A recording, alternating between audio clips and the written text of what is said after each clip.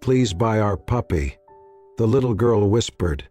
She didn't know he was the CEO who'd fired her mom last month. Nathan Cole, 36 and newly appointed CEO, stepped out of the sleek black sedan into the crisp air of a late Friday afternoon. The wind bit at his collar as he tightened his coat and checked his phone. The screen glowed with unanswered emails, spreadsheets, and meeting alerts. He had just ended a brutal call with the board, sharp voices demanding tighter cost control, accelerated layoffs, more profit, less patience. Trim the fat, they said. Make tough decisions. He had nodded, agreed, even though something inside him resisted. Another restructuring memo waited in his inbox. Another name he would have to sign off on. He started toward the glass doors of the corporate building when a small voice, fragile yet clear, called from the sidewalk. "Please buy our puppy." He stopped, turned. A little girl stood at the corner near the bus stop, half hidden behind a crooked cardboard sign. She could not have been more than 5. Her coat was bubblegum pink but faded, sleeves too long, fraying at the wrists. Her blonde hair peeked out from under a knit hat, and in her small arms she clutched a tiny cream-colored puppy wrapped in a scarf. Beside her, the sign read in shaky, hand-painted letters, "For sale our puppy, please help." Nathan approached cautiously, unsure why his feet were moving. The girl looked up with solemn blue eyes that didn't flinch or beg. She extended the puppy slightly. "His name is Muffin," she said softly. "My mom said if we sell him, we can buy medicine and some food." Nathan stared at her, stunned into silence. No tears, no whimpering. Just quiet determination. It was the most mature voice he had heard all day. He reached into his wallet and pulled out a crisp bill, but before he could hand it over, the girl shook her head. "I can't take the money unless you take Muffin too," she said seriously. "That's the deal." A strange pressure tightened in Nathan's chest. He knelt down and gently extended his arms. Muffin sniffed at him, then curled into his coat with a soft whimper. Nathan felt the dog's tiny heart beating fast. The girl stepped closer, and for a moment their faces were inches apart. Their eyes met, and just then he noticed the faded patch on her coat sleeve. A stitched emblem, Grow and Care, the same volunteer program his company had proudly funded for years. The same program he had cut 2 quarters ago to save overhead. He froze. He remembered signing the termination order. It had seemed like a numbers decision at the time, a footnote. Now it stared back at him in the form of a little girl, trying to sell her dog for medication and groceries. "I'll take good care of him," he said finally. Her expression softened. She handed over a folded piece of the cardboard sign. "Please sign here, so I know it's official." He blinked, took the pen from his pocket, and signed below her printed message. Then he handed her the sign and held Muffin as gently as he could. That was when a woman's voice, urgent but soft, called out, "Avery." He turned and saw a woman walking briskly toward them. She had pale skin, tied-back blonde hair, and a worn gray coat. Her posture was tired, but her steps were fast. She reached the girl, Avery, and hugged her tightly before glancing at Nathan.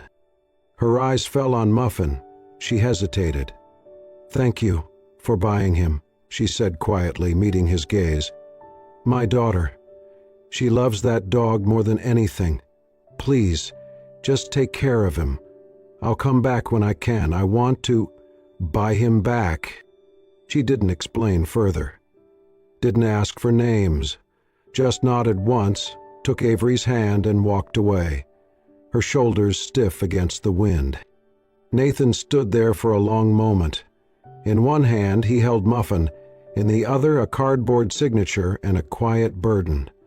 He turned toward the building again, but it didn't feel the same.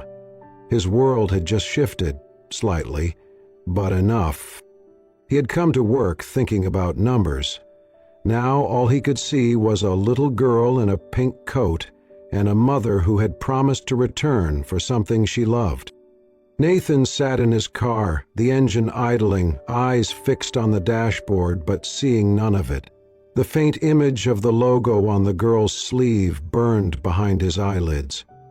Grow and Care, a program designed to help employee families during hard times, once touted as a symbol of company values, now a line item slashed under his leadership. He had called it non-essential during a Q4 review. Now it had a face, a small, determined face with pale blue eyes and a pink jacket. Back at the office, Nathan bypassed his assistant, went straight into his corner suite, and shut the door. He didn't even take off his coat. He sat down at his desk, opened his laptop, and logged into the internal HR system. His fingers moved with urgency, pulling up records from the last round of layoffs, specifically from the customer service department. There it was, Melissa Harper, 31, terminated effective last month. Termination reason: failure to enforce proper escalation protocols during a system failure, resulting in temporary loss of service and client dissatisfaction. Recommendation submitted by Travis Benton, Head of Operations. Final signatory, Nathan Cole, CEO. His own signature. He stared at it for several seconds. He remembered the meeting, Travis presenting charts, graphs, lost estimates.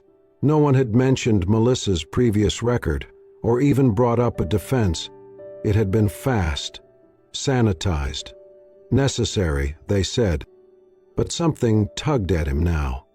He opened another window, Customer Feedback Archives. He filtered for Melissa Harper's name. Page after page loaded. Melissa was the only one who stayed on the phone with me when my daughter was in the hospital. Please thank Melissa for her patience. She turned my entire day around. Promotion worthy. Her average rating, 4.9 out of 5. He leaned back in his chair, breath caught halfway. None of this had been in the termination briefing. No context, no balance, just performance graphs and red numbers. No one had mentioned she was one of their most beloved team members. He clicked into the benefits system. Melissa had declined COBRA continuation, no unemployment appeal, no health reimbursement. She had taken her termination and vanished quietly. That told him something else. Pride, or exhaustion, or both. Digging deeper, he opened the internal dashboard tracking customer service satisfaction metrics. He narrowed the date range to post-Melissa's termination. The red bar appeared instantly. Overall satisfaction had dropped by 11.7%. Coincidence? Maybe. But his gut said no. Then came the more difficult part. He searched her employee profile photo. There she was, blonde, slight, with tired eyes but a kind smile. His chest tightened. That was Avery's mother. The woman who had appeared at the last moment earlier, thanking him softly and promising she would come back for the puppy. He remembered the way she had held her daughter. The pause before she spoke. She had not pleaded, just asked one thing: take care of Muffin, as though that were the only piece of dignity she could afford to preserve. He opened her full file, years of performance, awards, emails from clients, notes from previous supervisors. One comment read, "Melissa is the quiet engine of this team. She holds us together." Why hadn't he seen any of this? Why had it not been presented? A bitter thought settled in. Because it had not served the agenda. Because when Travis pushed for cuts, anyone slowing down the machinery, even for the sake of people, was labeled inefficient. Nathan's jaw tightened. He ran a hand down his face. His mind circled around the same questions, over and over. If Melissa was at fault, why had no one backed her in her file? Why had the customers loved her? Why was there such silence from her after the termination? Because maybe she had been used.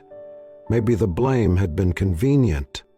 And maybe, he realized with growing clarity, he had failed her.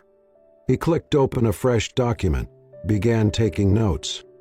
He had signed off on ending someone's livelihood, someone raising a daughter who now stood in the cold, trying to sell her best friend for a bottle of medicine. And the more he read, the clearer it became. It should not have happened. He needed to know more. He needed to face the consequences of the decision that, until this morning, had been just another name on a screen. Nathan returned to the supermarket entrance, clutching Muffin safely in a soft carrier draped with his coat and a small bag of dog food in his free hand. He had decided it was time to see Avery again, not to take Muffin, but to give him back, along with enough food to last a week. The puppy needed a home, not custody. He walked through the automatic doors, scanning for the little girl in the pink coat. Avery was still there, though she no longer held a for sale sign. Instead, she stood barefoot on the cold tile, distributing leaflets to passers-by, pink flyers advertising that her mother was looking for work. He stopped and watched from a few feet away until she recognized him, and Muffin's soft whine echoed inside the carrier. Her eyes widened in shock and relief. "You bought Muffin yesterday," she said quietly, as though remembering a dream. He knelt calmly and unzipped the carrier. Muffin tumbled out and scampered toward her with a tentative wag. "Muffin remembers you," Nathan said softly. "He asked me to bring him back to you. He misses you, Avery. This is his food.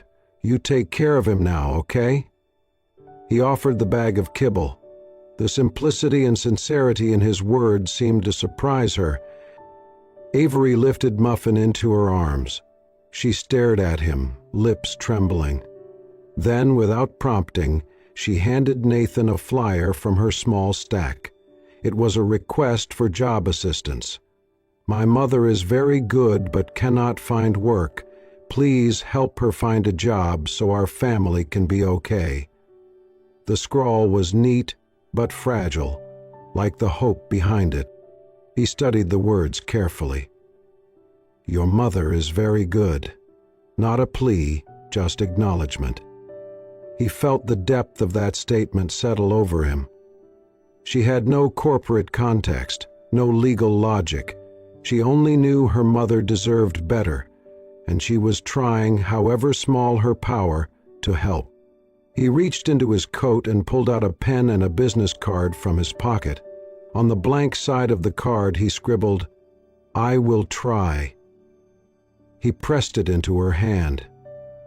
She held it with wide-eyed awe, as though it might dissolve. A crisp gust of wind stirred at the entrance. He narrowed his voice. "Your mother is lucky to have someone like you." She nodded, blinking rapidly, hugging Muffin and the food against her chest. "He is your puppy.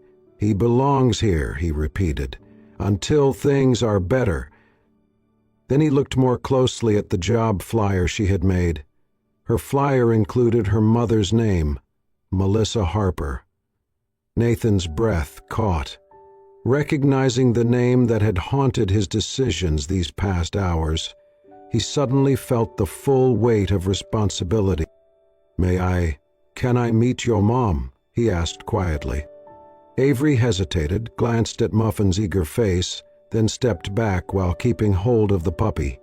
She led him by the hand, weaving between shoppers toward a small corridor at the side of the store. When they reached a modest door marked Suite 5C, she knocked softly and motioned him in. Inside was a modest room, a low table, a few mismatched chairs. a stack of cleaning rags in a corner, and a woman seated on a small couch. Her hair was golden and pulled into a loose ponytail, and her eyes were red-rimmed, as though she had been crying. She hugged Avery tight when she entered, then saw Nathan standing in the doorway with Muffin and the bag. Avery softly introduced him. "Mom, this is the man who bought Muffin so he would be safe. He said Muffin remembers me." The mother lifted her eyes to Nathan, her expression guarded. She held Muffin carefully, pressing him into her arms. Nathan didn't need to say his name.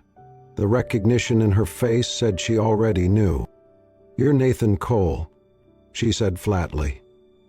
"CEO." He gave a small nod. "Yes, I am." She stared for a long second, then pushed the door open just wide enough to stand firmly in the threshold. Her other hand clutched the edge of the door. "So," she said, voice cold and measured, "you've come to see the fallout of your signature in person?" Nathan swallowed, taken aback not by the harshness of her tone, but by the dignity in it. She did not shout, did not accuse. She simply stood there with tired eyes and a grip on her daughter's shoulder, as if shielding Avery from something invisible. "I came to apologize," he said, voice soft, "and to listen, if you'll let me." Melissa shook her head, but not out of anger. She seemed more like someone bracing against a bitter wind. "You read a report," she said, "and you believed it." Nathan stepped back slightly. "I did," he admitted. "And I didn't ask the right questions." "You didn't ask any questions," she said, her voice tightening now. "No one asked me what happened. No one asked why a process failed or what I tried to do to stop it. They just needed someone to point to, and I had no one in the room to point back." Nathan lowered his eyes. "I'm sorry. That's not good enough, I know. But I'm here because I realized, too late, that what I signed took more than just a job from you." Melissa inhaled deeply, blinking hard. Avery tugged gently at her mother's sleeve, and she held her close, shielding her instinctively. "I do not need your pity," Melissa said finally, her voice barely above a whisper. "I don't need apologies whispered at my doorstep. I needed someone in that room to look past the data, past the deadline, past the pressure, and see the person who had served that company with everything she had." There was a pause. Then Nathan, without saying a word, reached into his satchel and pulled out a small, weathered leather notebook. He handed it to her, silently. Melissa opened it cautiously. Inside were handwritten notes, thank you letters from customers, names, stories, small gestures of appreciation she had once received and carefully saved. Her own handwriting was on some of the margins, reminders, follow-ups, customer birthdays. "You kept this?" she asked, brows furrowed. "It was still in your old desk," he said. "They were going to toss it during the office clean-out. I saw your name in the corner, and I knew I couldn't let it be discarded." She didn't say anything at first, just stood there, flipping a page with trembling fingers. "I didn't come to fix everything," Nathan said quietly. "I know I can't undo what's been done, but I can begin listening now. I can begin correcting what I helped break." Melissa set the notebook down on a small side table. She wrapped both arms around Avery, pulling her in close. Her expression softened, but only a little. "You know what hurts the most?" she said, voice cracking just slightly. "It's not losing the paycheck. It's waking up every morning and having to convince my daughter that I didn't do something wrong, that her mom isn't broken." Nathan's throat tightened. "You are not broken." She looked at him with a tired, searching gaze. "You still think words fix things?" "No," he said, "but actions might." "Martin threw me." Melissa finally stepped back from the doorway. "Then come back tomorrow," she said, not unkindly, but not to talk. "Come back with a real reason." "I will," Nathan said. She nodded once, then began to close the door. Just before it shut, her voice came through again, softer this time. "And bring the same honesty you brought tonight." The door clicked shut. Nathan stood on the porch in silence for a long time. Then he turned and walked to his car, carrying with him the weight of a woman's dignity and the responsibility to do something more than regret. Nathan was reviewing quarterly feedback reports when his assistant knocked gently on his office door. "Mr. Cole, there's a little girl here. She says her name is Avery, and she brought a puppy?" Nathan's pen froze mid-stroke. "Send her in," he said, already rising to his feet. The door opened, and there she was. Avery, her blonde hair tied in a messy ponytail, cheeks flushed from the walk, arms cradling Muffin like he was made of glass. Behind her, Melissa stood silently in the hallway, hesitating just outside the threshold. She gave Nathan a brief, guarded nod. Avery marched up to the desk, determination in every step. "Muffin wanted to visit," she said solemnly. "He missed you, but I think he mostly just wanted to say thank you." Nathan smiled gently. "Thank me. I should be thanking him." Avery reached into her backpack and pulled out a small cardboard box, worn at the edges and wrapped with a pink ribbon. She placed it next to Muffin on Nathan's desk. "This is for you," she said. "Mom didn't know I was bringing it, but I think you should have it." Nathan looked from the box to the girl, then to Melissa, who had now stepped halfway into the room, her expression unreadable. "May I open it?" he asked. Avery nodded. Inside the box were several old photographs. Melissa at company events, surrounded by smiling co-workers and customers. In one picture, she held a handmade thank you card from a young customer who had scribbled in colorful crayon, "Ms. Melissa is the nicest helper ever." Tucked beneath the photos was a single folded card. Nathan opened it carefully. The handwriting was elegant, slightly faded with time. "Melissa, thank you for staying late to help me find my lost order. You didn't have to, but you did, and it meant the world to me. You're not just a worker. You're the reason I stayed with this company. Bless you." Nathan swallowed hard. "I found those in Mom's drawer," Avery said quietly. "I thought maybe you forgot who she was, so I wanted to remind you." Melissa looked like she wanted to melt into the floor. "Avery," she whispered, embarrassed. But Nathan shook his head. "No," he said, voice thick. "She did the right thing." He sat down slowly, holding the note in both hands. The weight of it, more than any quarterly metric or executive briefing, pressed into his chest like a stone. "She kept every one of these," he said aloud, mostly to himself. "She saved them.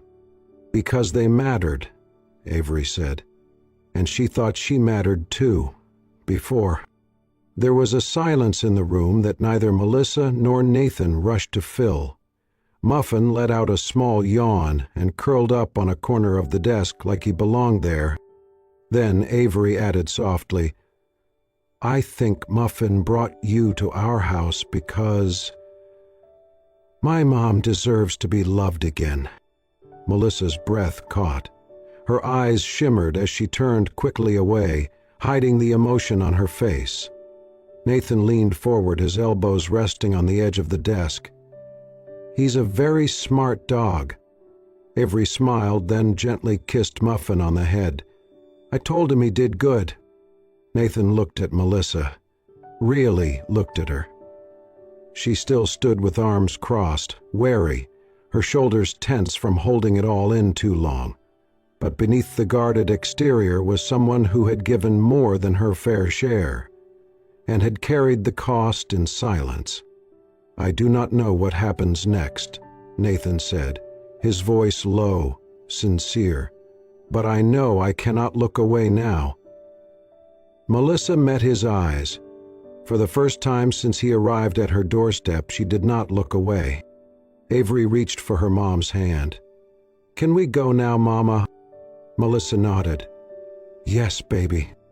They turned to leave, but Nathan called out gently, Wait. He picked up the small box again and held it out toward Melissa. I'd like to keep this, just for a while. Melissa hesitated, then nodded. Nathan watched them walk out of his office, Avery skipping, Muffin wagging his tail behind her. And he sat there, alone again, holding a box full of forgotten praise and a heart that, slowly, had begun to remember what it meant to care. The boardroom was colder than usual that morning, and not because of the air conditioning. Nathan stood at the head of the long glass table, hands braced on its edge, facing a semicircle of skeptical, tight-lipped executives. I'm proposing we reinstate Melissa Harper, he said clearly, not to her previous position, but to a new role, Senior Advisor for Customer Experience. It's a position tailored to her strengths. A murmur rippled through the room. One of the older board members leaned forward. You mean the woman who was dismissed last month? For failing to respond to a system-wide glitch that cost us 4 major clients? Nathan nodded. The same one. But I've looked deeper. She did not fail. She was the scapegoat. And that cost us more than clients. It cost us integrity. That's a slippery slope, said another director. If we allow former employees to return just because someone feels bad, we invite chaos. How do we explain it to the rest of the staff? Nathan took a breath. With the truth. We explain that this company values competence, loyalty, and humanity, and that when we make a mistake, we fix it. A woman from HR frowned. Even if you're right about her, the precedent is dangerous. It could weaken our termination process. Nathan stepped around the table, pacing slowly. Do you know what has happened to customer satisfaction since Melissa left? Down by 12%. That is not a dip. That's a statement. He clicked the remote in his hand. The screen lit up behind him, displaying charts, feedback reports, testimonials. A pattern had formed, a pattern he could no longer ignore. She wasn't just answering phones, Nathan continued. She was anchoring a team. She was the reason we had loyal clients who stayed through multiple pricing changes. She made people feel heard. Another board member shook his head. You sound like this is personal. It is, Nathan said, locking eyes with him. Because I signed the termination without asking a single question. I rubber-stamped a report instead of understanding the person behind it. I made it impersonal, and that was the mistake. There was a long pause. Someone at the far end of the table spoke, arms crossed. And now you want to overturn an official decision because of what? A feeling? No, Nathan said evenly. Because of facts. Because we're not a better company without her. And because the future we're trying to build needs more people like her, not fewer. His voice rang louder, sharper across the room. We need more Melissas, not fewer. We need people who care enough to stay late, to take calls on weekends, to remember that behind every complaint is a human being who trusted us with something they paid for. Melissa Harper is not our liability. She's the part of us we should be proud of." Silence followed, thick, awkward, and charged. Then came the backlash. "You can't run a company on sentiment. His rules matter." This sets a dangerous tone for every manager we have. Nathan listened to every word. He did not argue. He waited. Then he said, quietly but firmly, "That is why I'm not asking you to fund her return." "I will." They all looked at him. "I'm allocating a portion of the CEO discretionary fund to cover her re-entry, training, and the creation of this new advisory role. It won't touch operational budgets. I take full responsibility." A younger board member blinked. "You'd do that?" Nathan nodded. "Yes, because leadership is not about never being wrong. It's about having the courage to correct it." Another long silence. Then a quiet, reluctant voice. "What if it works?" Nathan allowed himself a faint smile. "Then we all win."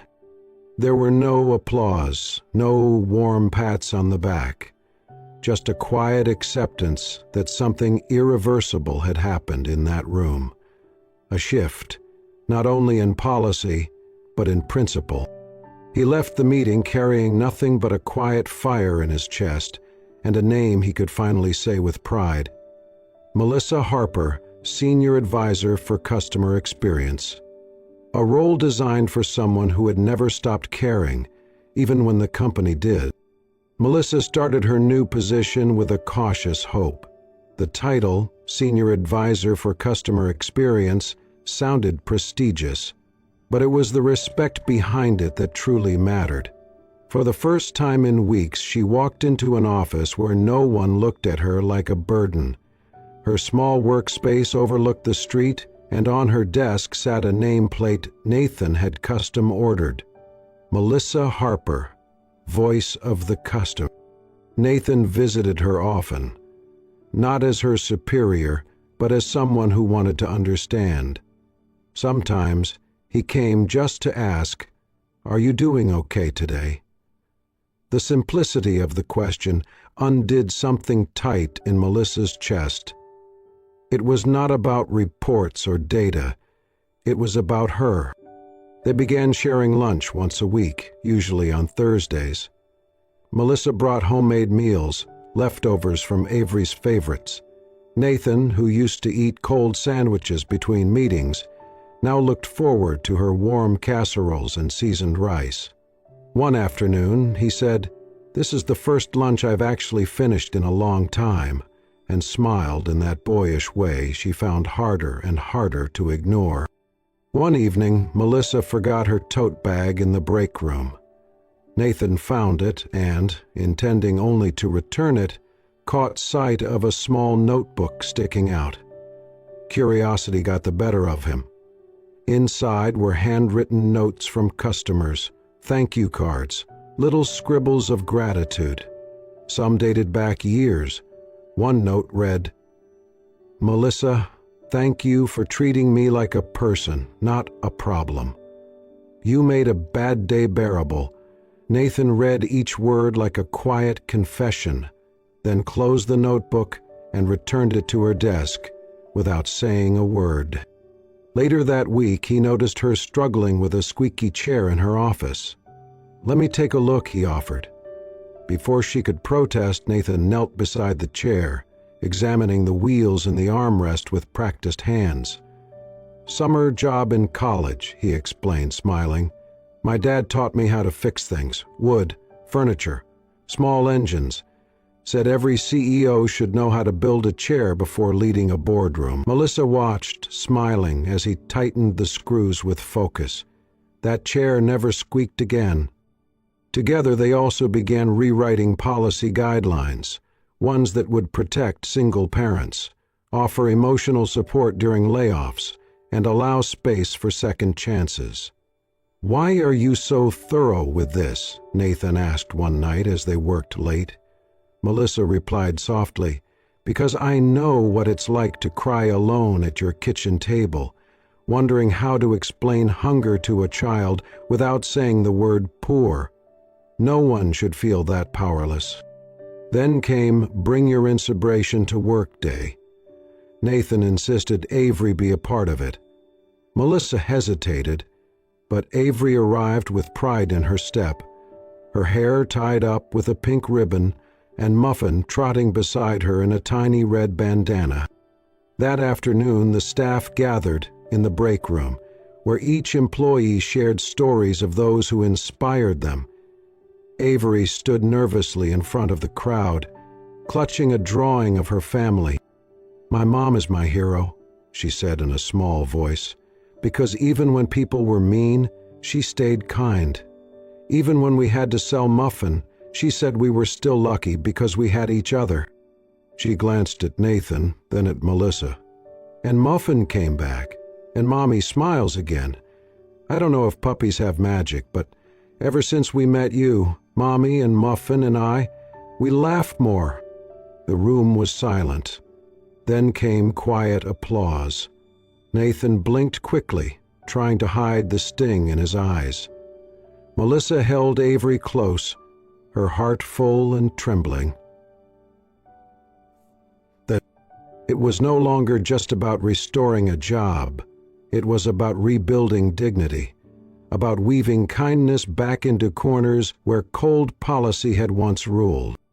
And somewhere between shared meals, fixed chairs, and whispered thanks, something deeper was growing. Something Melissa was almost ready to believe in again. It was a cool Saturday evening when Nathan strolled through the quiet park with Melissa and Avery. Muffin trotted ahead, tail wagging with excitement. Avery skipped between them, one hand in her mother's, the other swinging freely. "Muffin has a baby brother now," she giggled. "Maybe we can sell one again, huh?" Melissa blushed and chuckled. "She still thinks people who buy puppies fall in love with the seller," she said, glancing at Nathan. Nathan paused beneath the soft glow of the streetlight. "I may not know much about puppies," he said, smiling, "but I know I chose the right woman." His voice was steady, sincere. They walked on in silence, the quiet comforting. As they reached Melissa's front steps, Nathan hesitated. Melissa turned to him, her keys in hand. "I don't know if I'm someone Avery can rely on," he said honestly. "But I want to try. If you'll let me." Melissa's expression softened, but her voice trembled. "I'm scared. Avery's already attached to you. If this falls apart—" "I understand," Nathan said gently. "I'm not asking for blind trust. Just a chance." She paused, then stepped aside. "Come in. You're already here anyway." The next morning, Nathan returned with a small velvet pouch. Inside was a silver bracelet, old but polished. He handed it to Melissa. "It was my mother's," he said. "She had courage engraved on the inside. She used to say, 'If someone makes you want to be better, don't let them go.' That's what you and Avery did for me." Melissa held the bracelet carefully. "You keep surprising me." "And one more thing," Nathan added. He knelt beside Muffin and clipped a new tag to his collar. Melissa leaned closer to read it. "Belong?" she whispered. Nathan took her hands. "It's what you've always deserved. You just forgot for a while." That afternoon, they drove to a quiet meadow just outside the city. Flowers danced in the breeze, sunlight warming the grass. Avery laughed as she ran through the field, Muffin bounding after her. Watching her daughter, Melissa turned to Nathan. She hasn't smiled like this in a long time. Nathan squeezed her hand. "We're building something that lasts." Avery ran back, windblown and beaming, and leaned into Nathan. She looked up at him and whispered, "This time Mommy doesn't lose her job again, right?" Nathan kissed her forehead. "Not this time, sweetheart. Not ever again."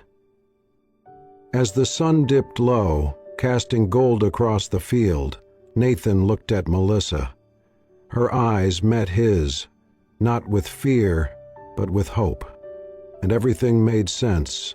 The puppy, the pink jacket, the second chance. It had all started with a whispered sentence. "Please buy our puppy." And it ended with three hearts finally knowing they belonged. Sometimes the smallest voices carry the greatest truths. A little girl selling her puppy did not just touch a man's heart. She reminded him of the kind of leader and the kind of human he wanted to be. If this story moved you, if it made you believe again in second chances, in quiet courage, and in the kind of love that grows from compassion, then please, don't forget to like, share, and subscribe to Soul-Stirring Stories. Because here we tell stories that heal, stories that matter, and stories that just might change the way you see the world. See you in the next one.